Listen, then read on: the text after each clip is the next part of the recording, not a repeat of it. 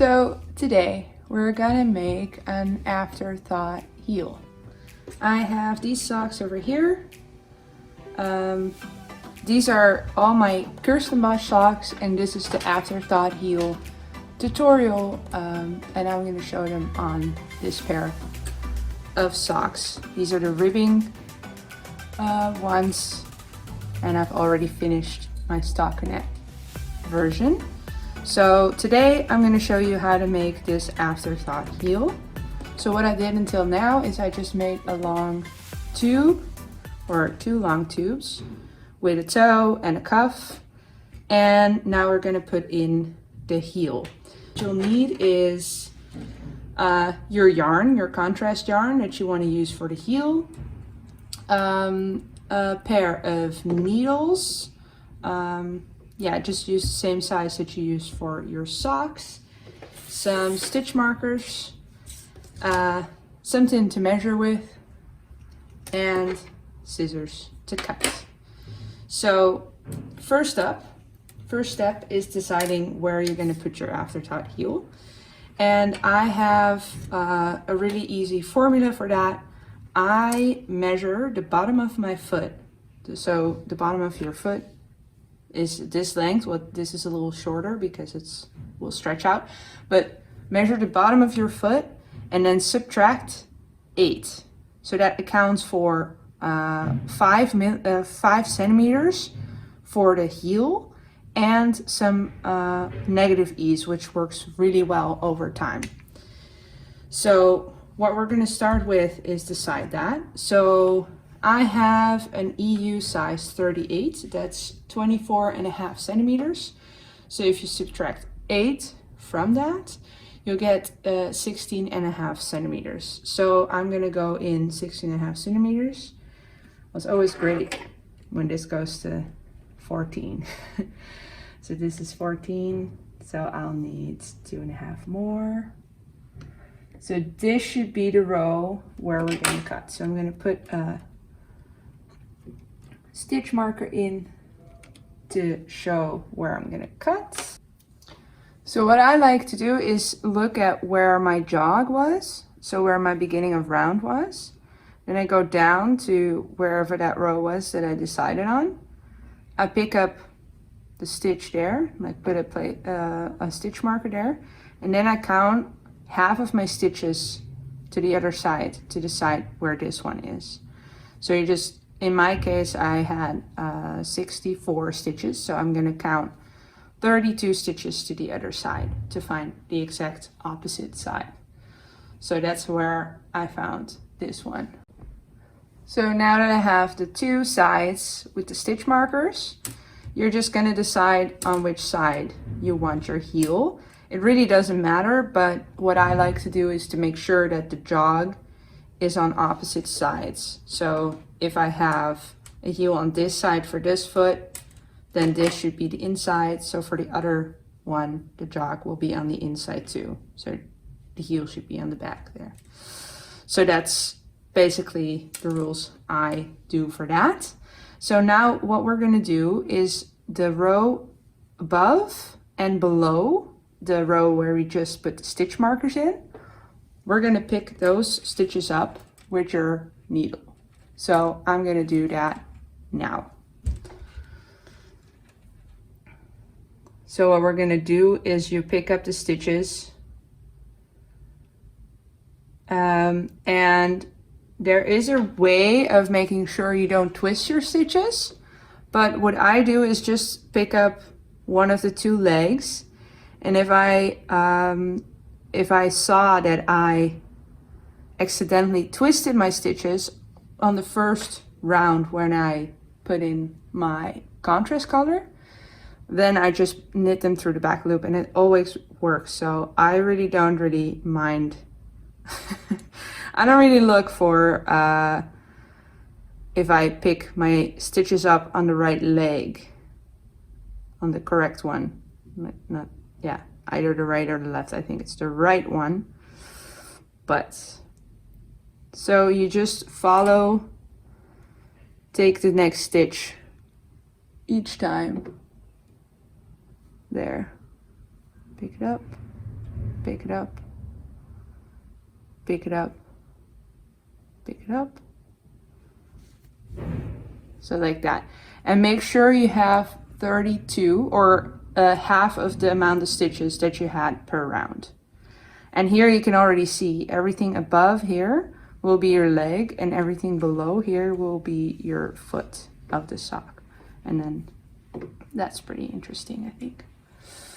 Yeah, so just make sure you have 32. I'm gonna count mine and then I'm gonna show you how to do the other side. So here I have 32 stitches on this needle. So what I'm gonna do now is I'm gonna turn my work, put the needle through. Now you can really see that they're all on the cord. And then from this way, I'm gonna pick up the stitches on the other side of the row. So make sure you skip one row here. So this row you skip, you'll pick up the stitches on that one. So you'll pick up 32 stitches again. So now you've picked up all the stitches. What you can do is just get that out of the way. So now you have both of your needle ends on one side and you'll have picked up these stitches. So now it's safe to just pick up the stitches, to cut the row in between these stitches and take the thread out and create a great gaping hole. So what I like to do is just grab a darning needle to help me here.